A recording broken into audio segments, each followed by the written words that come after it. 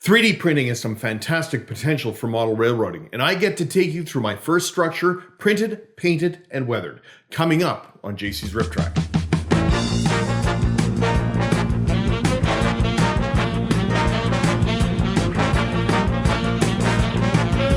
Hi there, my name is John, and welcome to JC's Rip Track, a place for advice and tips on adding realism to your model trains or modeling anything for that matter. If you're looking for ways to transform your plastic models into something that looks like it belongs on the rails today, then click on subscribe and that little bell icon to receive a notification every time there's a new video. So do you do 3D printing either for model railroading or as a general hobby? What is your favorite print? Let me know in the comments section below. About this time last year, I was suddenly thrust into the world of 3D printing. A friend of mine gave me a large 3D filament type printer, and once I got it set up, I was instantly hooked. I was downloading things that I could print to improve my hobby space and looking at what sort of on-layout possibilities I could be doing. Filament printers have a great deal of utility, but they are only one type of 3D printing. Back in August, I released a short video of the unboxing of my new resin-based 3D printer, the Elegoo Mars Pro. While there are more types of 3D printing available, resin and filament are probably the most accessible and affordable printer types available. So far, I've put both printers through their paces, where I have printed stuff that I've downloaded from sites like Thingiverse or have designed my own projects. Anything from paintbrush and airbrush holders for my hobby desk to developing a universal paint rack that will help neaten up my hobby space. I'm still working on that one. I've also created card holders of variable sizes intended for a waybill and car card system for my layout.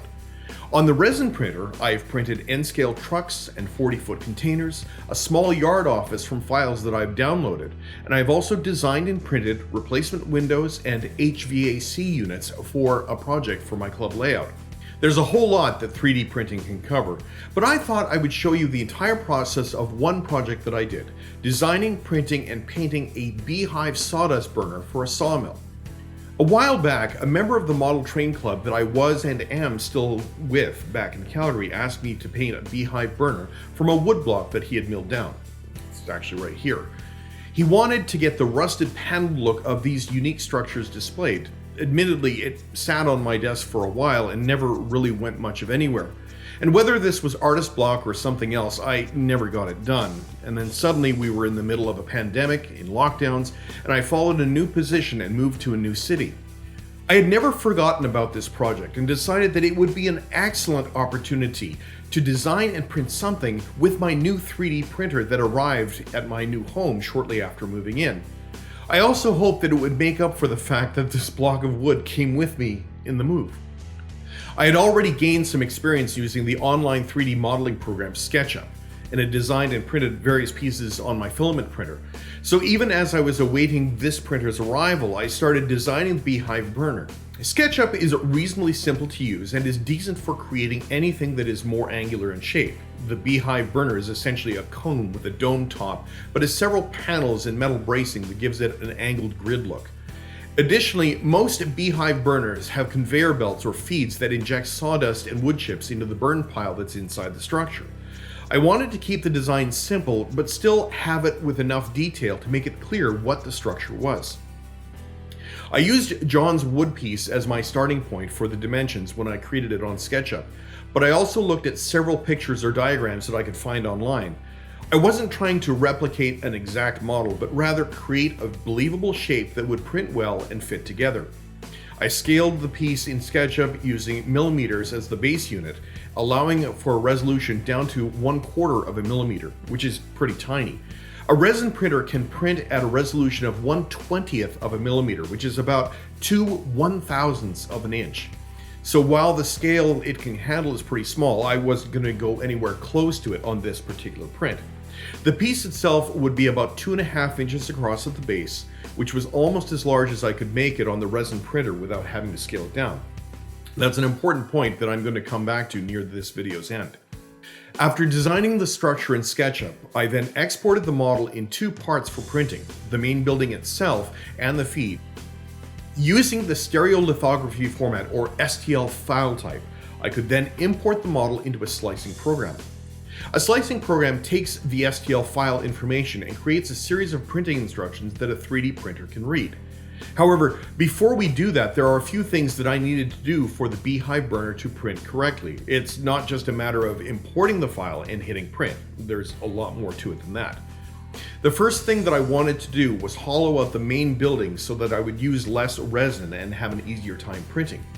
I also put a large hole in the bottom for the same reason, so it would drain the resin out. There's more in this process than I can detail here, but it is worth coming back to. After hollowing it out, I placed the building at an angle, added supports to make sure the print would go smoothly. And for resin printing, supports are essential for getting things to print right. Without them, parts of the model could cure inside the vat without anything to stick to, leaving an improperly printed model and floating bits of cured resin inside the vat that would interfere with the later prints.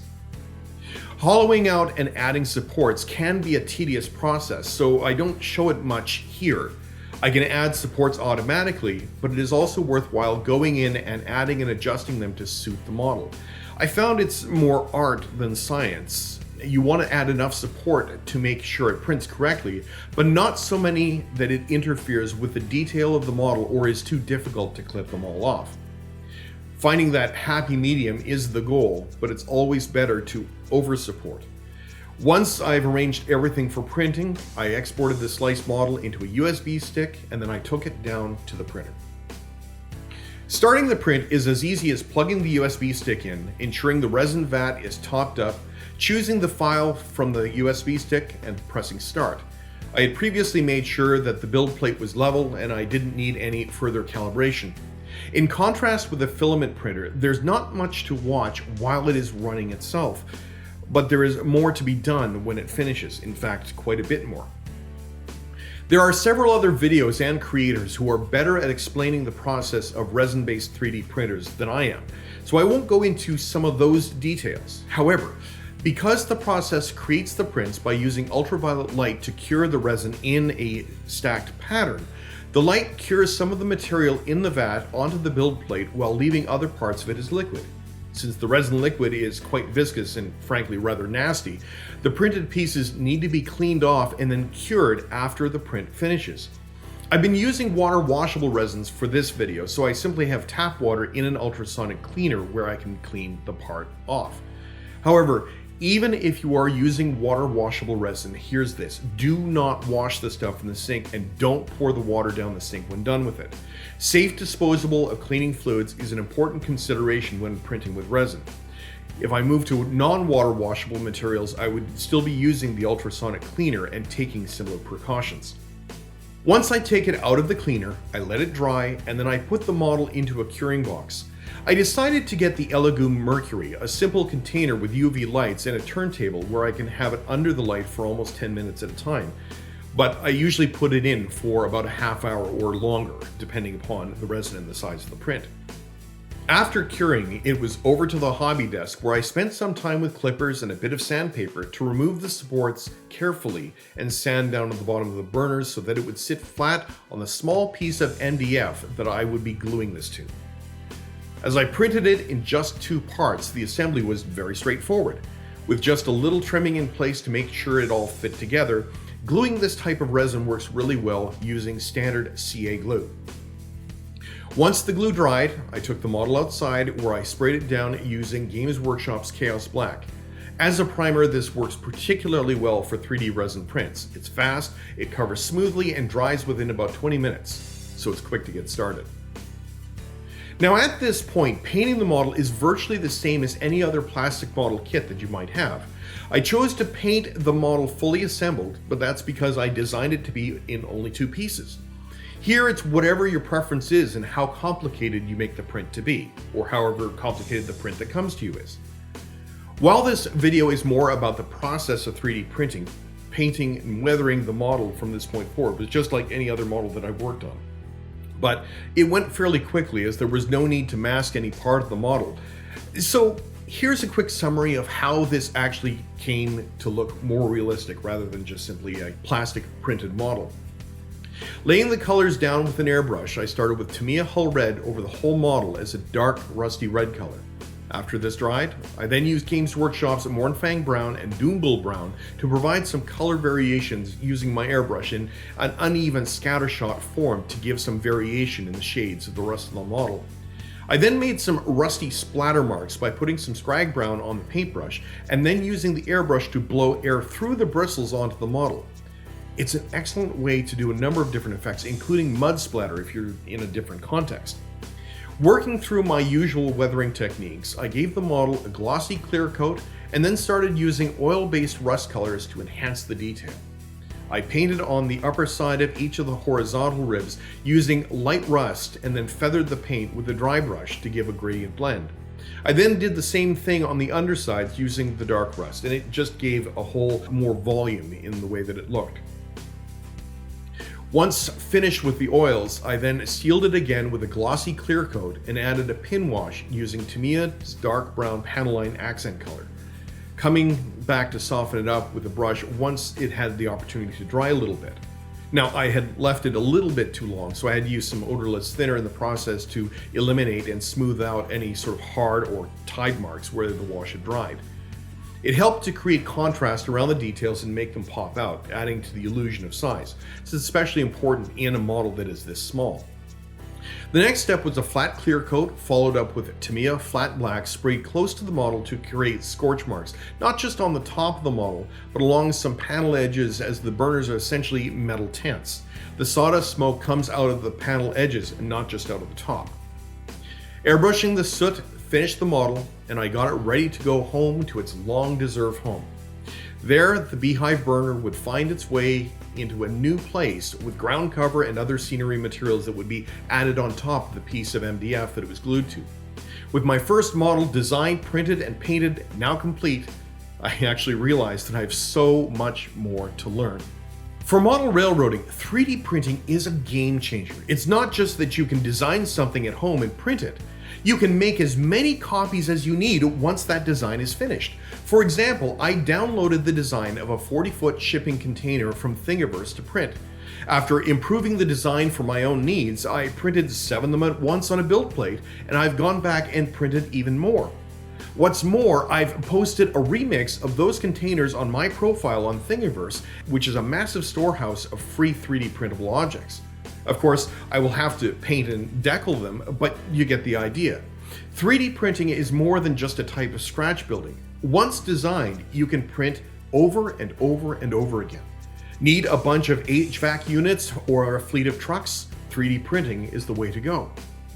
Fortunately, also with 3D printing, one can play around with the size and scale of an object in the slicer program. It means that I can take any model and convert it down into N scale just simply by resizing it. For example, these N-scale trucks that I printed started out as much larger, and now I can print a fleet of trucks if I need them. It may take a little bit of work to get it right, but it's doable. Conversely, anyone could take my design of this Beehive burner and scale it up to HO scale or larger, as long as the printer itself is big enough to handle it. If you already have a 3D printer and want to try the Beehive burner, the containers or other models that I've shared in this video, the link to my Thingiverse profile is in the Read More section down below. With 3D printing, the limit here is your imagination, and I'm just getting into this. I'm seeking out advice and tips for those who are more experienced in the field. I'm hoping to interview one of these experts on my next live stream. Check out the comments section below or my community announcement for when this is going to happen. And if you happen to be watching this after the live stream has aired, look for the link in the corner just up here. So if you want more tips on how to get the most out of your painting, weathering, and 3D modeling projects, don't forget to hit subscribe and that little bell icon so you won't miss any upcoming videos. And if you haven't done so already, check the other videos on this channel and some of the social media links below. So thanks so much for watching. Good luck, and may you keep on track.